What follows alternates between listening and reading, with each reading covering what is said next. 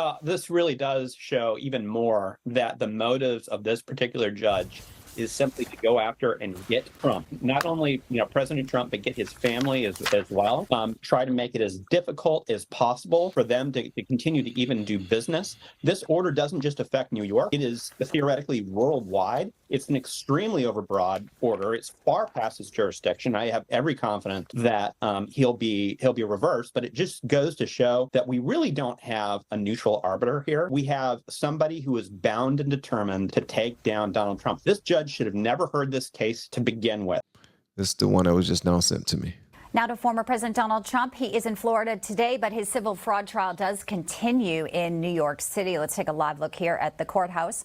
And new today, Trump's legal team is looking to appeal a pre-trial ruling by the judge in the case that claims he engaged in fraud by inflating the values of his real estate assets. Trump's lawyers say that they were contesting each and every part of Judge Arthur Engoron's ruling. This also comes as Engoron pounded his fist reportedly in frustration with Trump's lawyers yesterday on day 3, describing the cross-examination of a witness. The judge called it redundant and ridiculous.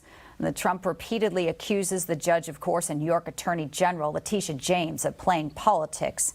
And it's a witch hunt against him. A new report from Newsweek. That guy is an ass. That judge he already put it out there on Front Street that he's going to be biased toward Donald Trump. He said that. He said even if the jury get it wrong, he's still going to make his corrections if need be. So he's just putting that out there already that I'm already not going to listen to the jury if they don't say things my way. If they don't do things my way, it is what it is. And I don't understand why. Yeah, I do. This whole system is corrupt, and this is why I do not trust the way things are going. I don't trust the judges. I don't trust the politicians. As soon as you have somebody who's actually honest and want to do things for people, then you have everybody coming against them all at once. They're trying to throw indictments on you. They're trying to say that your business is fouled up. I don't get that part right there. Yes, I do. Yes, I do. Because everybody that's going up against them are on the wrong side, but they are powerful right now, and they got some power. Double sun power! And they're trying to use their power to take down just one person. And that's sad, man. Is detailing now how the FBI is reportedly targeting Trump supporters ahead of the 2024 presidential election. News outlet obtaining classified data revealing how federal agents want to pursue and prevent what it calls domestic terrorism. Now, an unnamed senior intelligence official is telling Newsweek, quote, "We've crossed the Rubicon. Trump's army constitutes the greatest threat of violence domestically, politically, threats, and the reality of the problem." That's the reality of the problem set. That's what the FBI, he says, as a law enforcement agency has to deal with. But whether Trump and his supporters are a threat to national security, to the country, whether they represent a threat of civil war, that's a trickier question. And that's for the country to deal with, not the FBI, according to that source. Well, joining us now to discuss this and also the latest on the case in New York, 2020 Trump senior advisor and 2016 campaign manager, Corey Lewandowski.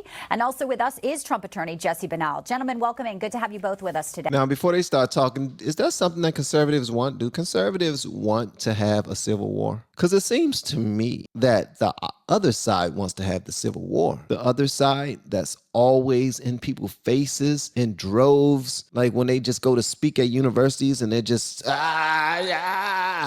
matter, I'm with this community, I'm with that community, I'm with that community, and we hate you. Like, it seems like y'all are the ones that want to start a war. We just want to speak. We just want to make things right. But here y'all are just wanting to continue just rah, rah, rah, rah, rah. Thanks for having us. Of course. I'd like to start with you, Jesse, on the legal front. There's a bit of breaking news just about 20 minutes ago. Judge Engoron made a new ruling in the fraud case, a new order which basically says Trump Jr., Eric Weisselberg, his accountant, and the Trump Organization controller, Jeffrey McConney, cannot move or transfer assets or even open a business without reporting it to the monitor, a woman by the name of Barbara Jones, who was also special master in the Rudy and Cohen cases. So this seems like a significant move, again, by Judge Engoron, who many people say is not fitting to do this. sort of an activist judge. How hard will this be for the Trump family with this Barbara Jones in the middle of all this? Well, this really does show even more that the motives of this particular judge is simply to go after and get Trump, not only President Trump, but get his family as well.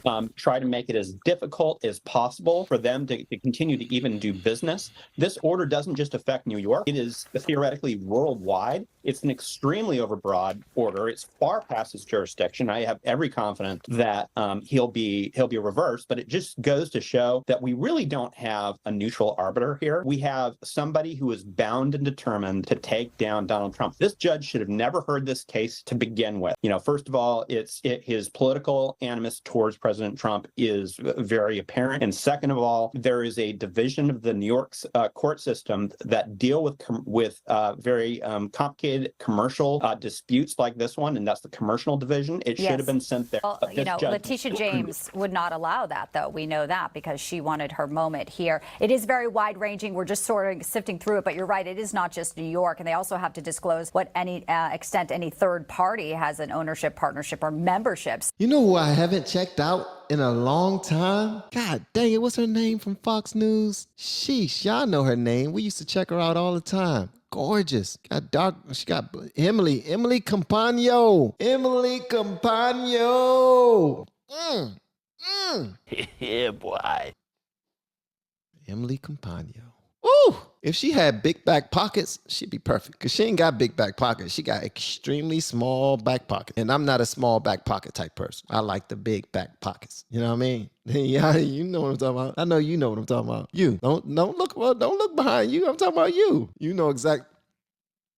Yes, you.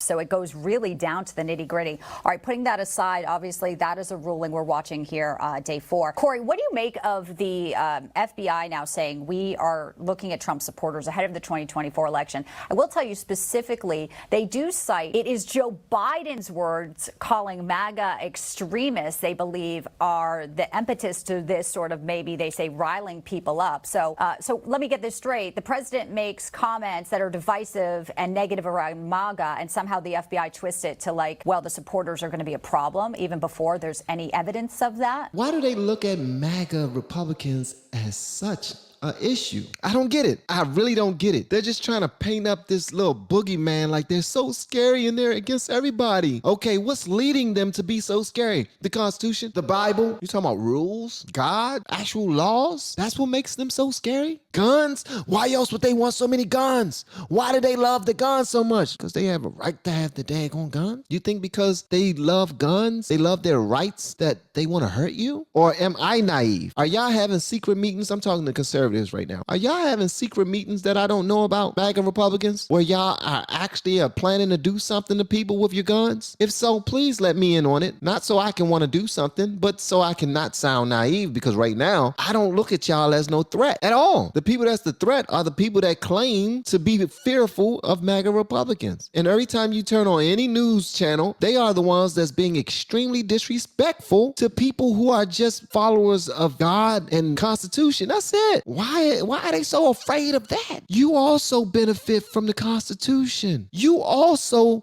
benefit from the love of Christ. Just follow the rules and the laws, and we will all get along, and everybody will be better off. It's that simple. I don't get it, man. Maybe I'm just wet behind the ears, naive as hell. I don't know. Maybe I'm green. Bianca, the American people have lost complete faith in the FBI, from Jim Comey to all the way down where we are today. Remember, Andy McCabe and the lovers, Strzok and Page, right? We've seen the text messages. Their only objective was to get Donald Trump, to make sure he never became the president. They have weaponized the Department of Justice against conservatives. There's been no prosecution of a member of Congress who just last week pulled a fire alarm to disrupt a government proceeding, the same entity that the same laws that they used to go after the January 6 people. And so, what we see is a two-tier justice system. He did not pull the alarm on purpose. He thought that was the handle to get out of the door. That's what he thought. He was like, man, this is a new one of them new doors right here. Where's the handle? I don't know how to get out. I don't know how to get out. Oh, maybe it's this red thing up here. Making a whole bunch of noise, but it didn't open up the door. What am I gonna do? What am I gonna do? I'm so confused. I can't get out of the door. I have a meeting in 5 minutes. I'm late for it. And now the door is making all of this noise. That's what I heard. The members of the FBI, not just the rank and file, but the leadership, need to completely be gone with. We need to revamp that system because and I'm sure the American people, are gravely concerned that we are being targeted because of our political beliefs, something our forefathers are clearly rolling over in their graves because of. Excellent points there. I have final 20 seconds. Jesse, I'll give it to you. So Judge Engoron, in addition to this ruling, also seems like he was being pretty critical of Trump's attorneys for just doing their job. Sounds very contentious there. Yeah, this judge is, I mean, he's also sanctioned these attorneys just for simply doing their job. This judge hates everybody associated with Donald Trump. And if you look at the other quotes from this judge in the past, it's very clear he's letting his emotions and his politics govern this case, not the law. Jesse Benal, Corey Lewandowski, gentlemen, appreciate your time today. Great to see you both. I have a question for y'all. And it's on the same lines as this. Tim Pool. That dude he's a stand-up guy.